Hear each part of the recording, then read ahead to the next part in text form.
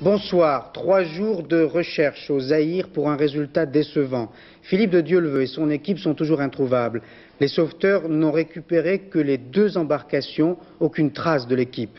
Quelques précisions nouvelles ce soir sur les circonstances de cette disparition et sur le lieu, les rapides d'Inga, très dangereux, jamais franchis. L'équipe a alors hésité. 2 de ses membres ont préféré abandonner. Philippe de Dieuleveux, grisé par l'aventure, a lui voulu continuer. Le récit de Roland Sita.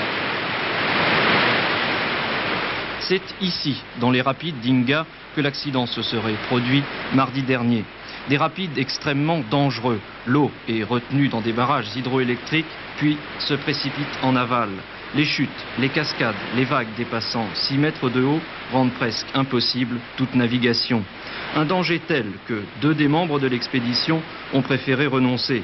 C'est grâce à leurs témoignages transmis par l'AFP qu'on connaît les circonstances de la disparition de Philippe de Dieuleveux et de son équipe. Moi, je continue. Qui veut poursuivre avec moi? La scène se passe lundi soir sur une île au milieu du Zaïre et c'est de Dieuleveux qui parle d'après les reconstitutions des sauveteurs. L'expédition bivouaque sur cette île, épuisée par une première tentative de franchir les rapides.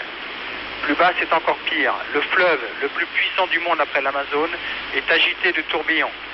De Dieuleveux a sans doute dû souligner que l'expédition avait déjà connu des moments très difficiles, notamment en passant d'autres rapides surnommés les portes de l'enfer. 2 des participants décident d'abandonner. Le mardi matin, ils voient leurs compagnons partir et perdre immédiatement le contrôle de leurs embarcations. Les 2 rescapés seront récupérés plus tard par la gendarmerie sur l'île. Il a fallu 6 heures à leur canot, tiré par des cordes, pour regagner la rive tant le courant était fort.